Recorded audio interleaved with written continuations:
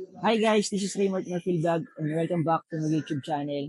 So for today's video, pag-uusapan natin Expander GLX Automatic na 2025 model. Meron tayong tatlong pag-uusapan sa ating Expander GLX na Automatic 2025 model. Number one, syempre, magkano ba yung presyo nito sa cash? Ano yung freebies na makukuha mo sa kanya? Pangalawa, ano ba yung promo niya ngayon 2025 sa financing? At ano yung mga freebies na makukuha mo sa kanya? At pangatlo, syempre ipapakita ko sa inyo kung gaano kaganda ang ating Expander GLX Automatic na 2025 model.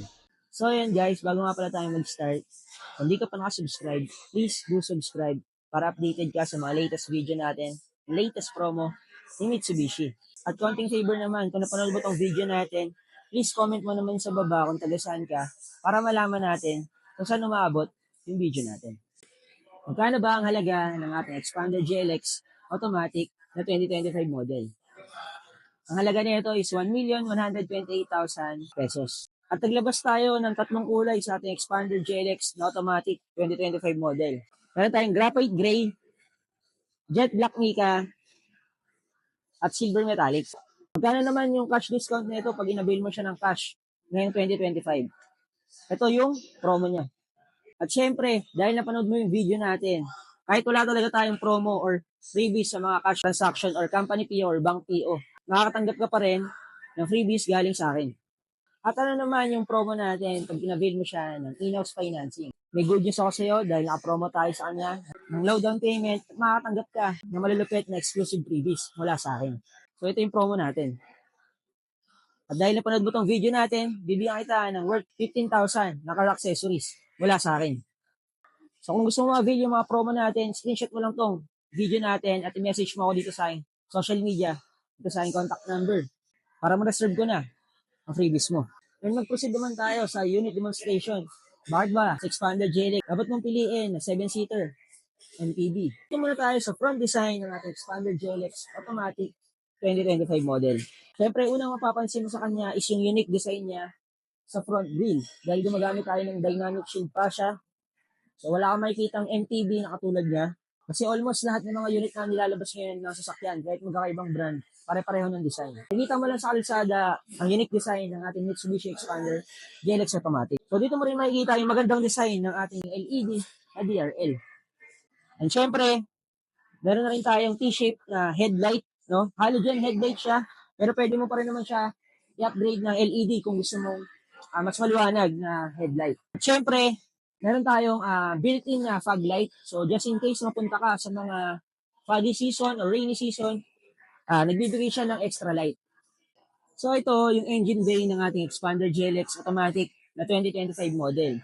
Ang makina niya is 1.5 liters, 4 inline, double overhead cam with 16 valve timing. At equip na tayo ng MyVec technology. Ano ba yung MyVec technology? Ang MyVec technology is nagbibigay ng fuel efficiency, more power and torque, at less emission. Meron pala tayong 45 liters na gasoline capacity sa expander natin at meron siyang approximately na 21 to 22 kilometer per liter. Highway driving yun, hindi siya city driving. And dito mo makikita sa engine bay natin, itong part na to, ang tawag sa kanya is ABS and EBD. So ano ba yung ABS? ABS means for anti-lock braking system. Features siya ng preno. Ito yung nagbibigay ng additional safety sa atin. For just in case na bigla ka magkakaroon ng sudden brake. So sa normal na sasakyan na walang ABS po, is maglalak na yung steering wheel natin. So possible na yung object na mababangga mo, is mababangga mo talaga siya pag wala kang anti-lock braking system. Pero dahil meron tayong anti-lock braking system, pwede ka pang makaliko or makamaneuver. And meron na rin siyang EBD or Electronic Brake Force Distribution. Ano ba ibig sabihin nun? Additional features pa rin siya nakasama sa ABS. Ang purpose naman nun is nagbibigay siya ng tamang preno kung saan mas mabigat. For example, yung driver natin siya lang mag-isa dito sa harap, tapos mas marami nakasakay sa likod. Imbes na pantay yung preno natin, kunyari 50% sa harap, 50% sa likod, tapos pero mas mabigat sa likod, imbes na ganun yung mangyayari, kung gaano kabigat yung sa likod, mas mataas yung percentage ng preno doon. Iwasan dito na pag bigla ang preno dahil mas mabigat yung nasa likod at mas magaan yung nasa harap, magwiwigil yung sasakyan natin. Then makikita mo rin dito na automatic transmission tayo, Dito mo na rin makikita yung wiper washer at yung coolant natin. At proceed na tayo sa driver side. So mapapansin mo dito, yung napakaganda niyang mugs. Gumagamit na tayo sa kanya ng 17-inch na two-tone mugs. And yung size ng gulong niya is 205 by 55 R17. Ang good thing dito sa ating Expander GLX Automatic, yung libre niyang spare tire is same. At dito naman tayo sa side mirror niya, kung mapapansin mo, dito na naka-engrave yung turn signal light natin. So nagbibigay ito ng mas magandang signal light sa mga kapwa natin driver. So nagbibigay siya ng additional safety. At kung mapapansin mo, mataas yung ground clearance natin. So gumagamit pala tayo sa kanya ng 225 mm na ground clearance. So kung mapadaan ka sa mga mababahang lugar, walang problema dahil mataas ang ating ground clearance. At kung hindi mo yun itatanong, sa lahat ng MPV, siya yung pinakamataas na ground clearance. So ngayon, pasok tayo sa Expander GLX Automatic natin. Since GLX variant siya, even naman sa ibang model natin, pag GLX variant, ibig sabihin manual key. Tapos pag nag-avail ka ng Expander na GLX, hindi to para sa lahat talaga. Para to dun sa mga ayaw ng mga komplikadong things. Kumbaga, gusto ng basic lang. Pero gusto pa rin na Expander. Makikita mo agad dito sa side ng driver side natin, makikita mo dito yung pindutan ng central door lock. So, pwede mo i-lock yung mga pinto gamit yung button dito. And makikita mo rin dito yung controls ng ating mga window. Para sa side ng ating driver side, naka-powered window na siya. Auto down at auto up. Then pagpasok mo dito sa ating Expander GLX Automatic, makikita mo agad dito yung steering wheel natin na 3-spoke with a hands-free mode. Electronic power steering wheel na siya. Ano ibig sabihin ng electronic power steering wheel? Malambot siya i-maneuver. So kahit babae yung magdadrive ng ating MPV, hindi siya mahihirapan. Then yung steering wheel natin, bukod sa electronic power steering na siya, tilt and telescopic steering wheel na tayo. So mas mapaprovide na ito yung better driving position natin. So ililock ko lang siya dito. So ngayon, pakita ko sa inyo yung pinaka interior ng ating driver side. So yun guys, dito mo makikita, syempre yung steering wheel natin, na may hands-free mode. Ito yung hands-free mode natin. So ang purpose nito is para makontrol yung 7-inch natin na infotainment. Yung 7-inch natin na infotainment, equipped na siya ng SmartLink audio display. Ibig sabihin, touchscreen na siya. Tapos pwede ka sa kanya mag-Apple CarPlay tsaka Android Play Auto. Ang ibig sabihin nun, para siyang screen mirroring ng phone papunta dito sa monitor natin. Pwede mo siya gamitin as a Waze, pwede mo siya gamitin as a pang call and text, pang sagot sa mga messenger, Viber, yan. Dito sa steering wheel natin, yan, sa mga hindi pa nakakagamit ng mga kotse na may fog light, meron siya ditong switch sa fog light. Itong separate na button. Doon yung switch ng fog light natin. Then dito naman sa kabila is yung pang-control ng wiper washer natin sa harap, tsaka dun sa likod. Dito mo pa rin makikita yung transmission natin. Kung mapapansin mo, meron tayo dyang park, reverse, neutral, drive, tapos 2, tsaka L. So, ano ba tong 2 tsaka L? Oh. Yung L is means for first gear. Ayun to naman is yung second gear natin. Ang purpose na itong dalawang to, pagpapakyat kayo, tsaka pababa. Pagpakyat, lower gear, mas malakas yung hatak niyan. Pag second gear naman, same din.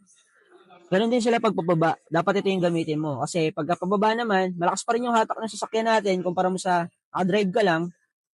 Pero pag pababa, nagbibigay siya ng engine brake. So, nagbibigay siya ng additional na preno. Tapos makikita mo dito yung glove box natin. Yan. Ang ganda dito sa expander natin, abot siya ng driver. Hindi ka mahirapan na abutin yung mga important things mo. Tapos nga pala, yung sasakyan natin is meron siyang 2 SRS airbags. Isa dito sa front passenger, isa sa driver side. So nga pala, para may idea rin kayo about this airbags natin, hindi siya basta-basta puputok. Puputok lang siya pagka naka 25 kilometers per hour ka at tinamaan yung sensor natin. At syempre, dapat naka-seatbelt. And ang maganda dito sa expander natin, gumagamit tayo ng DRL, no? So lahat ng seatbelt natin naka-DRL yan. So ibig sabihin, naglalak yan pagka just in case magkaroon ng collision. Talagang hindi ka basta-basta tatama sa kung anong mga bagay. So sa mga nagda-drive or sa mga babiyahe dyan, lalo na kung malalayo, lagi kayo magsi-seatbelt. Then proceed tayo sa second row.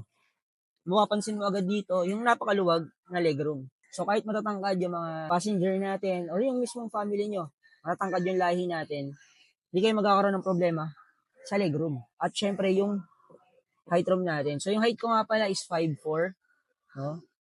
Medyo maliit lang din ako pero yun, makikita mo naman gaano siya kaluwag. Tapos adjustable pa yung seat natin. So just in case, maliit yung nasa second row at malaki yung nasa likod, pwede mo siyang i-adjust. So yan, adjustable yung seat natin. Kung dalawa lang naman kayong sasakay dito sa second row at gusto niyo ma-feel yung executive feels or executive vibes, no? Pwede mong ibaba ngayon yung armrest natin. So yan siya. Tapos meron pa 2 cup holders, no? So pwede ka maglagay dyan ng coffee or soft drinks or anything na gusto mong ilagay. At ito nga palang expander GLX automatic natin. Hindi lang siya basta pang passenger. Maganda dito na pa-flatbed siya. Ibig sabihin kung sakaling mag-outing kayo or mag-date kayo ng misis mo sa camping site, mo siyang gawing higaan. Or bumili ka ng mga appliances katulad ng TV, aircon, or magsusundo ka sa airport at kailangan mo ng malaking capacity ng luggage o lagayan ng mga gamit, pwede mo siya gawin dito sa expander natin. Dahil meron siyang full flatbed na features. Papakita ko sa inyo kung paano. So, meron siyang lever dito. Pwede mo siya ibaba ng ganyan. Tapos i-toggle down. So, same din dito sa kabila. Meron siyang toggle down dito. And, pagka toggle down mo, click mo pababa. After mo matoggle down tong upuan natin sa second row, paano naman yung sa third row? So, sa third row natin, meron siyang lever dito sa taas. So, hindi ko siya mapapakita sa inyo kasi naka-plastic eh. Huwag natin sirain yung plastic kasi good unit to. So, yun, meron siyang lever dito, kabilaan yan. So, hilahin mo lang to. Yan, magtatagal down na siya. So, ganyan yung itsura nung natin, full flat bed. So, baba rin natin yung kabila. So, imagine kung gaano kalawak to. No? So, lagpas siya isang dipa. So, pwede ka dito maglagay ng 55 inches, 65 inches na TV. Or sa maleta naman, estimated natin siguro mga 6 na maleta kasya dito. 6 na maleta kasya dito. Camping naman kayo ng misis mo or ni mister mo, bibili ka lang ng inflatable na bed. No? Pwede na. So, talagang itong expander GLX natin, hindi lang siya pang pamilya. Pwede mo rin siyang gamitin pang negosyo, pangkarga ng mga gamit. Tapos ito, pag inangat mo siya, ayan o, pwede kang maglagay ng mga sapatos. So, meron siyang 3-layer na pwede malagay ng sapatos or anything na gamit. No? So, 3-layer yun, hati siya sa 3. Tapos, dito mo rin makikita yung basic tools. So, nakatago siya, hindi siya nakakalat. Tapos, pag kukunin mo naman yung spare tire, kailangan mong buksan yung likod natin. Tapos, i-unlock dun sa may mismong likod yung unit natin para maiwasan din yung nakaw. So, gano'ng kaganda yung expander GLX natin. Actually, hindi lang sa expander GLX to. All variant ng expander available sa atin expander GLS. Available din sa atin expander Cross. So, lahat yan, pwede mo ma-avail. Pero yun nga, itong expander GLX para to sa mga gusto ng basic na unit. Kasi pag GLS variant na, electronic na yung ginagamit lahat. No? And din siya pag ibabalik natin, iangat mo lang siya diretso. Yan. Ito naman, iangat mo lang din siya diretso at iangat mo lang siya diretso. So, yun lang guys for today's video. Sana nagustuhan nyo. At kung nagustuhan nyo, huwag nyo kakalimutan mag-subscribe sa aking YouTube channel para updated kayo sa mga latest video natin. At huwag nyo kakalimutan mag-comment kung taga saan kayo para malaman naman natin kung saan umabot yung video natin. Malay mo, soon, ikaw naman yung maging client natin at mabigyan natin ng exclusive freebies at no hidden charges na transaction. So once again, this is Raymart Marfil from Mitsubishi Abad Santos. At kung naghahanap ka ng reliable agent, no hidden charges at di ka lulukoyin sa transaction, huwag magatubili na i-message ako dito sa aking social media, dito sa aking contact number, and see you sa release day.